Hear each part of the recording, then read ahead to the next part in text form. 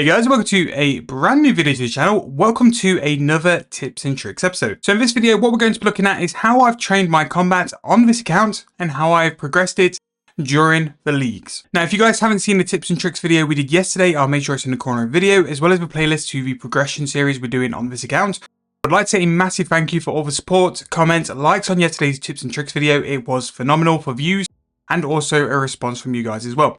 Now, if you are enjoying this video, please make sure to also hit a like, subscribe to the channel, and throw in some comments as well of any tips or tricks I've missed, because there will be some in this video. And once again, if you are enjoying, make sure to hit that like because it helps with the engagement to this video and for people to see it as well. So let's go and get started. So when I first started my leagues, the first thing I would do is go to do the blood pack.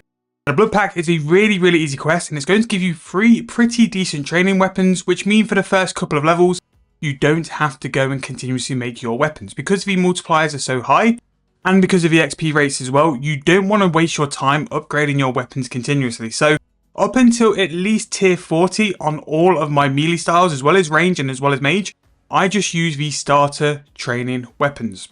Now, where I use these weapons were at cows, and I know cows are not the most incredible in terms of like a monster to go and kill, but cows are really good XP. They have quite a lot of health for being relatively low leveled, and what you kind of want to do is rush up to the point where you can go and get better weapons. Better weapons then allow you to unlock your time. So because I was going for superheated as my second rank, the nice thing is when it came to melee especially, I could go and make my own weapons relatively quickly and without much hassle, because I had access to the bars and the ores really quickly as well. Now really, in terms of cows, the main place you're going to be killing them is Lumbridge, but if you do have access to Asgarnia, there are quite a few here in Burthorpe.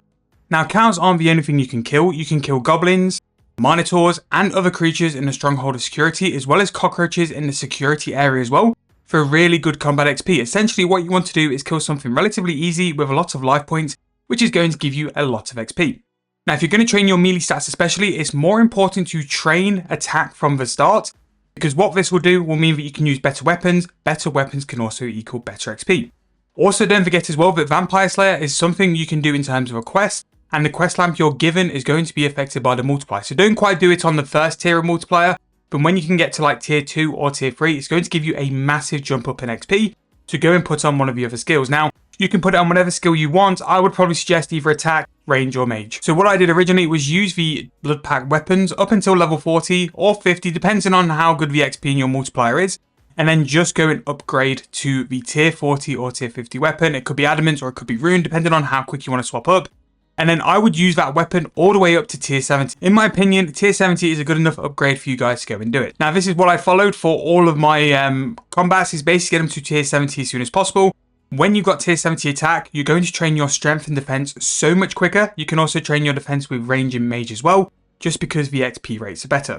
Now, what I was aiming for is to get to tier 70, because then I could go and use my Asgarnia region or my Slayer and Reaper tasks to go and train at a form of boss. Now, for my combat training, I use Godwall Dungeon, I use Bandos, Zamorak, and Commander Ziliana for my melee stats, and then use Kriara for my range. Magic, I'm going to go and use in God Wars Dungeon 2 because I'll have access to the desert. But using these bosses for combat training means you're going to get incredible XP, and a lot of these bosses are going to give you league tasks for kill counts as well. So you're kind of tying two things together. Now, something which I also used training from 50 to 70 was Slayer. So Slayer was a really good way to go and get this, because the kind of Slayer master you're going to get is going to be around a medium sort of combat level, and you're going to have Slayer tasks which are also going to go and work towards league tasks. So boss kill count, Slayer tasks all will contribute to some league tasks, which will also get you some points, as well as level up your stats. Now, some things which we haven't mentioned are prayer. Prayer really should be sorted by a couple of things. One is going to be Golden Touch. Golden Touch and the Golden Hawk Feathers should pretty much do prayer by itself. If you're someone who does superheated like I did, those Fire Orb Spirits will rack up a lot of prayer XP to the point where you can get protection prayers, and then it's kind of just progressive by then as well. But when you start going to certain bosses, you will then go and get better tier of bones. Especially if you go God Wars 2, Vindictor will give you a lot of dragon bones. But something I did progressively through training Slayer between level 50 and 70 was pick up big bones towards the end of a task, or standard bones, and put them in my bank ready to transmute. Necromancy, just as a bit of a side thought, just do the quest. Once you've done the quest, you can then just do rituals to upgrade your weapons and armors. And there's a few necromancy lamps at Fort 3 and 3 as well to go and get it. So once you get to the point when you're pretty comfortable to go and farm things like bosses or Slayer tasks, and don't forget as well, certain Slayer tasks are relating to bosses. For example, I always made sure that if I had a Avenue Siege task, I would have a Kriara Reaper. If I had Cowfight King, I was going to do Cowfights as well. You're basically going to get Slayer XP on two fronts, and it's an incredible way to level your Slayer up quickly. So some important things to talk about. At tier 5, you can go and pick your Reaper assignments, which basically means you can farm as many Reaper points as what you wanted.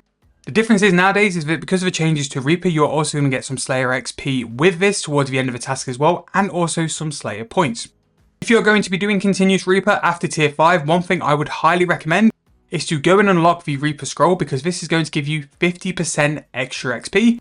In my opinion, for training your combats at least till tier 99, you should really tie it at least with a Reaper task. If you can double it up and do a Slayer and a Reaper at the same time, it's just going to give you considerably more XP. But God Wars and Cowfight Queen and these kind of bosses are going to be incredible AFK XP, and basically that's how I have gone to do my training. Necromancy, once I got my levels up high enough, I AFK'd Hermod, and then eventually to go to 120, I'm going to try and get a setup ready for Raziel to go and AFK that as well. For the rest of my stats, once you kind of get to the 90s and 99s and have a decent weapon alongside it as well, you can then go and do the high tier PVM with the relics and the blessings to basically go and get all your XP. With how overpowered the blessings and relics are in this league, once you get to about level 90, you can pretty much do most bosses as long as you've got a decent weapon alongside it as well. And if you're someone who's took the desert, Cowfight King is pretty much going to be a free Drygore if you do a couple of kills, and that will pretty much be a really good weapon to do it as well. But just to recap really quickly, up to level 50 on my melee stats, I did cows. I then trained my attack with Slayer all the way up to level 70, and then did God Wars Dungeon till all my stats were base 70, and then all the way to 99 was simply God Wars Dungeon, Jad, Kiln Cape, all those kind of things. From range, I trained at cows to level 50, and then level 50 to 70 was done via Slayer. I think it was just a Fire Giant task, got me all the way to level 70, and then 70 to 99 was done through Kree. So for magic, I did all the way up to level 50 at cows. From 50 up to 85, we did it at Saradomin. Was a little bit rough, I must admit, especially on those lower levels, but because I was on a bigger multiplier, it kind of racked up really quick. And then I'm currently sat at 85, ready to go and get back to 99 at some point in the future. Necromancy, I did the quest and then did rituals up to about level 70 and upgraded all my weapons and armors to tier 70, just so then I could go and do Hermod. Hermod was literally 70 to 99. It probably took me 45 minutes. I was getting something like 13 mil XP per hour. Admittedly, I had better blessings by then as well, but it was incredible XP. And for 120, I'll do Raziel all the way up for that as well. Prayer was simply gotten from doing the fire orbs, from doing superheated. Although now I'm at a point where I'm using Golden Hawk boots. For 120 and further, there'll be Golden Hawk feathers for that as well. Summoning we've not mentioned, but because I was doing Slayer, and especially when you're doing bosses as well, make sure to pay attention to your blue charms and also your crimsons. And I've pretty much done my summoning level from simply just doing blue charms, and it's really good XP. Make sure to do some of those blue charms at the shrine in Haven Hive, because it's linked to some points as well, so you'll get some points from that and also save some resources. So that is pretty much how I've trained my combat stats. In terms of blessings, you guys won't be surprised where we've pretty much gone down the very much basic route, but wow, is it so good. We went for the Traeguard's Edgiest, Striking Light, Steadfast Will, and Sacred Favor, and these four are so good. Even though the second half are even better, you can still do bosses quite consistently with these four. It is so nice, especially going for the smithing build. Basically what a lot of these blessings will back is if you have high armor bonuses, it will give you extra damage based on that as well, and the striking light ability is very nice. And then for the back end, we went for True Equilibrium, Lord of Light, which is just simply overpowered. It is so good. I was a bit of a it might be alright sort of thing, but after using it, it was just so good. It made someone of my not very high PVM skill set be able to do bosses with absolute ease. Honestly, if you're unsure on what you're going to do for your blessings, go for Lord of Light. I am even at a point now where I'm not even considering resetting because it is just so good. And then we went Perfidious just so we can go and pick Power Archive towards the end. However, we're not quite there yet, so we need to do a couple more blessings. Just go and get that ticked off. But that is pretty much how I did my combat. And I hope, like, from what I've sort of said and stuff, you guys have picked up a couple of tips for it. Don't forget that Vampire Slayer lamp at the beginning because it's really important. It's a really good way to go and get some XP from it as well. Drop your tips as well about any other combat methods you guys have used to go and train your account.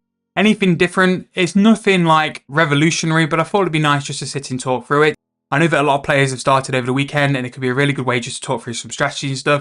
But if you're looking for some combat blessings which are incredible, please follow that and give it a go, because I'm sure you've seen PVMers who are a lot better than me just show you the absolute destruction. Wazzy has dropped a fantastic video as well explaining how you can use this to basically melt any boss in the game. So go and give that a check out. Really do recommend it. It was a really good video explaining this as well. So he's even made me a decent PVMer just from that video, at least in Lee's anyway. So yeah, but that is going to wrap the video up. Really hope you guys enjoyed. If you have, please make sure to leave me a like, subscribe to the channel, drop in any comments of what you've done for training. Slightly different. Mine is a little bit Asgardian focused because I use God Wars Dungeon so much. So if you're someone who hasn't done that, maybe you've done the wilderness or a different area, drop in the comments how you've trained just to help people out in the comments. We have been absolutely crushing it with helping each other out in the comments, and I couldn't be prouder of my comment section at the minute. It really is a good place to be. So thank you guys so much for that. But really hope you've enjoyed, and I'll see you guys very soon in the next one.